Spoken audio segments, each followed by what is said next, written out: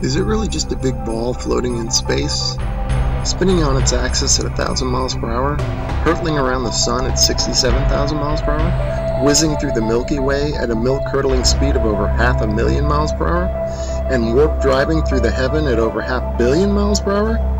And what about the sun? Is it really 93 million miles away and close to 1 billion miles in diameter, with a circumference of nearly 3 million miles? And it's constantly illuminating half of our entire Earth's surface with the rotation of the Earth, creating our 24-hour days, our night and days? Or, shh, the Earth is flat.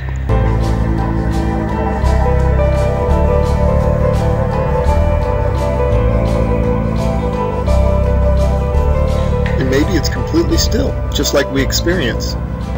And maybe the sun isn't big, but is very small and very close, and not illuminating the Earth from 93 million miles, but is illuminating locally. And maybe everything, the sun, moon, and stars, are not far away, but are circling overhead relatively close.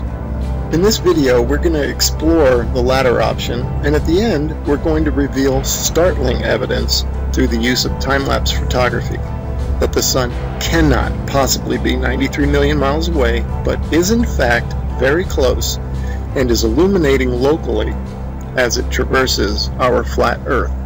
Oh man, and watch how this sun comes at you. Boom! I mean, come on. And that's all perspective. If you look at jet trails, Google Images, you'll see them, they start out low at the horizon, they come up overhead. Look at that thing. They come up overhead and then they go down to the horizon. Perfectly explains what the sun would do. Here it is going overhead. I love time-lapse. And look at this. You can't go out and look at the sun. You can't see this stuff, except that it's on, time-lapse like this. It's incredible. Now watch this thing. It's sweeping. The sun over flat Earth is doing a big circle, right? Look at this thing. See it sweeping to the right? It's like a lefty bowler. Just toss that down the alley, and there it goes, hooking into the pocket.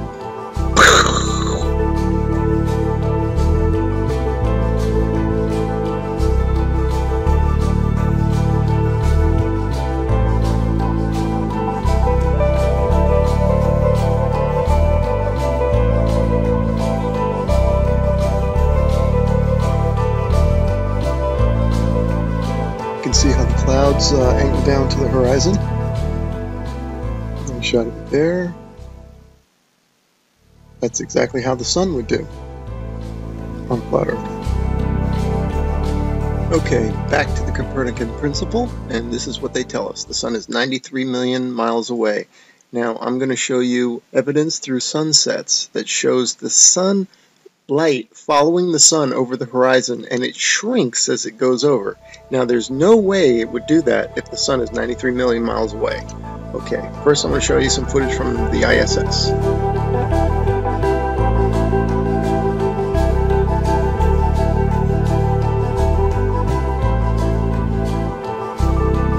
Okay, now watch this animation. Watch this sunset. Now this is exactly, if they came to me and said do an animation, this is how I would do it.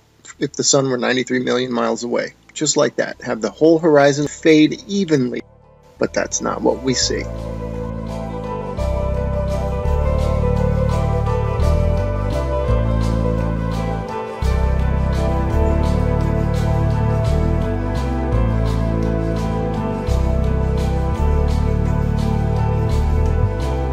Okay, wow, look at that. Look how the light lifts off the ground like a big wedge, or like lifting up a sheet of paper. That's incredible footage. Definitely the light's following the sun, right? Okay, next I'm going to show you how a sun that is circling over the Earth, that creates the horizontal aspect of the sun. If you combine that with perspective, which creates the up and down of the sun, the rising and the setting, you get the 23.5 degree tilt that they talk about. It's nothing but perspective and a circling sun.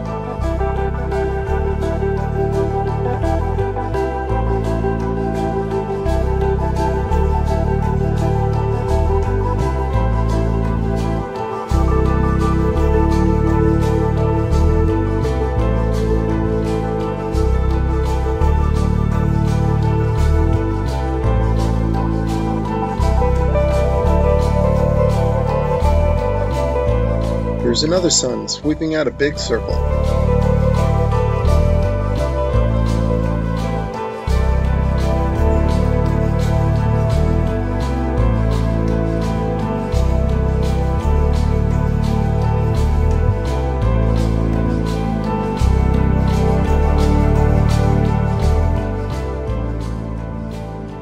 Okay, here's a phenomenon that you might be wondering, how in the heck do you explain this on a flat Earth?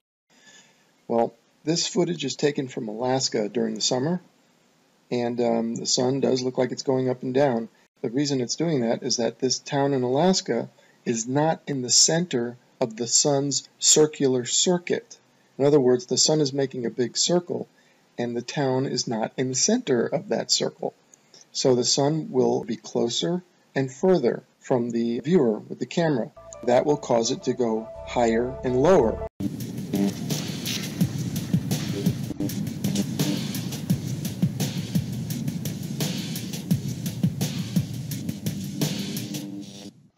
Hey, what's up, YouTube? It's Richie from Boston. Today is the 8th of January. Today is 2017, or at least that's what they tell us. At any rate, you're looking at a picture of one of the more famous physicists, Dr. Stephen Hawking.